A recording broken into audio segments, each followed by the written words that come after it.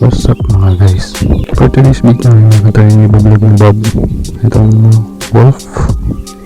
Ayun pa kung paano ko siya ikabit sa akin Raider 150. Ito isang strap. Pwede ko siya i-connecta dito. Ito isang strap na yun.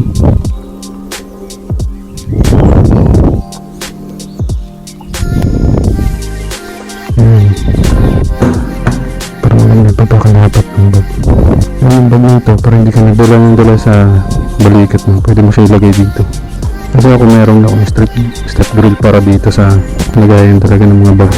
Kaya naging purpose kong lagyan ng ganito. So ayan yung strap. Tsaka ito. Kaya kakabit natin sa kanya. So ayan. Pupormulan natin. Clip din dito sa kabila. Ayan. Pwede mo rin siya ikpit eh. Both side. Pwede siya magalaw. So ayan, ikpit niya. Wala naman.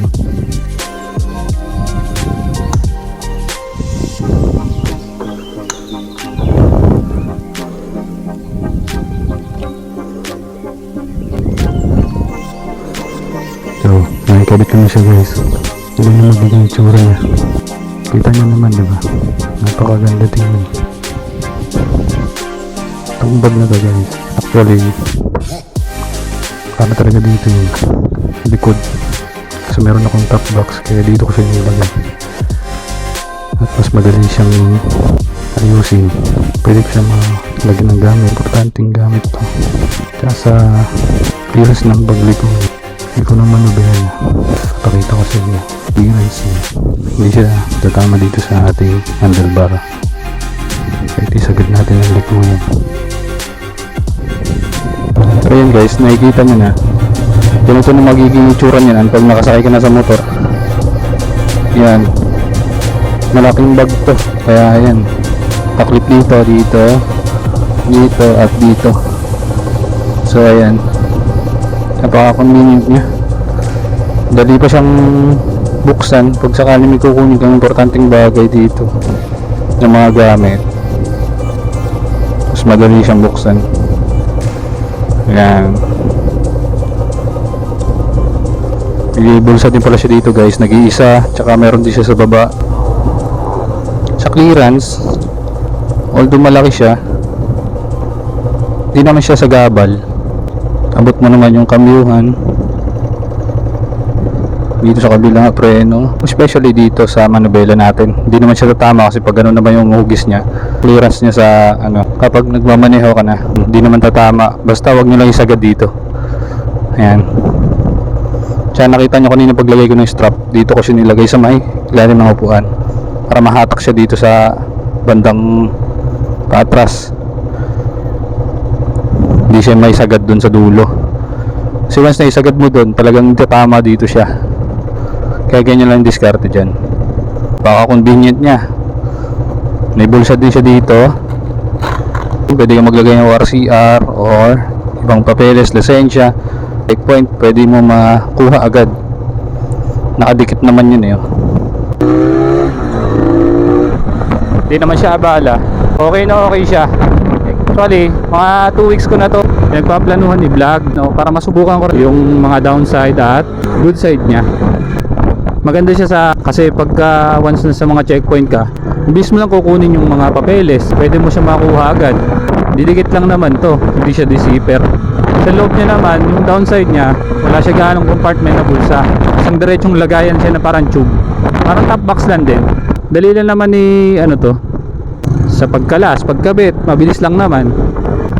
Yung nga lang, medyo abala lang konti, yung pagkakabit ng strap dito sa may upuan. Nakita nyo kanina yung pagkakabit ko, doon na siya medyo may stress ka. Uy, galit pa si kuya. Yun lang naman yung medyo downside niya, pero dali lang nun. Dali lang naman, napakamadali.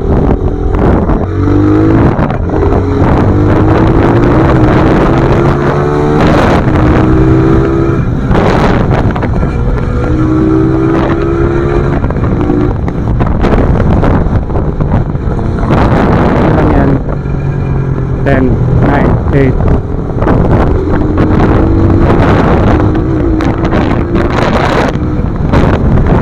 Matamay si kuya. So ayan, short video lang naman to. Ang naipag-isipan ko lang i-vlog kasi napakaganda, napakaangas. Dagdag forma pa sa inyong motor. Nabili ko lang si Shopee to na-order ko to sa halagang 999. Pero ngayon, nag-check na ako, bumalik na siya sa original price niya, nasa 1312. Parang ganon.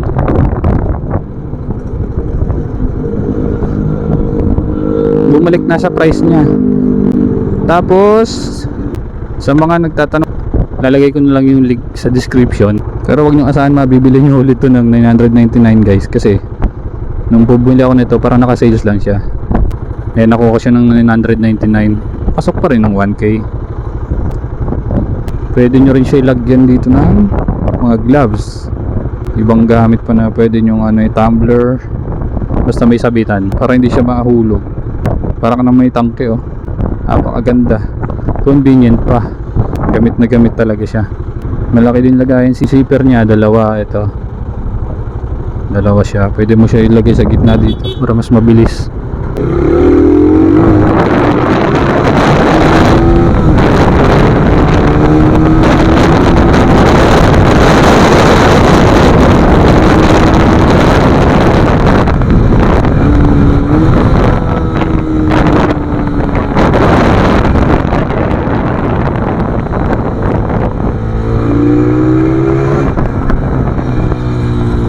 So ayan, pauwi na rin lang ako. Kaya ako binlog to. Maganda to sa mga sniper, pwede din ito. Big bikes. Pero pag big bikes kasi matic, sa likod talaga ilalagay ito. Dahil strap siya, hindi siya para sa tangke. Wala siyang lagayan sa likod na parang plastic na tinutornilyo. Ikakabit mo dito. Kasi di siya, strap. Kaya matic, sa likod talaga siya ng big bike nakalagay. Matibay naman siya, hindi naman siya bumibitaw. Si strap naman yan mahigpit naman ang pagkakakabit niyan. So diskarte mo na lang paano mo siya ikakabit at kung paano mo siya ipupwesto. Sa akin ganito yung pwestuhan niya kasi gawa nga na para hindi tumama sa manubela ko. Tingnan mo, muntik pa magsabit siya. Ayan guys, yun lang naman yung vlog natin for today. Hindi ko napapahabain. Papakita ko na lang dito sa screen yung ating makakasama niya sa yung mga freebies. Actually, strap lang naman yung makasamang ng bag na to. Napaka-traffic. Out balance pa. Guys yung link natin nasa description. Nalagay ko na lang para mahanap nyo. Pagkakatanda ko, Headgear Moto Shop. Parang ganon yung pangalan ng shop na napag-orderan ko na ito. Legit. Hindi ko lang sure kung meron din sila sa Lazada or ibang online shop. Yung tatak niya Wolf. Meron kasi ako nakita nito kaparehas na yung tatak niya Motocentrics. Maganda din ang bag na yon. Pero hindi ko pa kasi natatry umorder ng ganon. Ganito din yung itsura. Marami itong kamuka dun sa kasi pag binili mo sa mga motor shop to, halos original price talaga to. Pag dito naka-sale, baka mabili nyo pa to ng 1518. Ganun ang presyuhan na ito talaga na nabibili. Bali, kakat ko na lang itong mga video natin.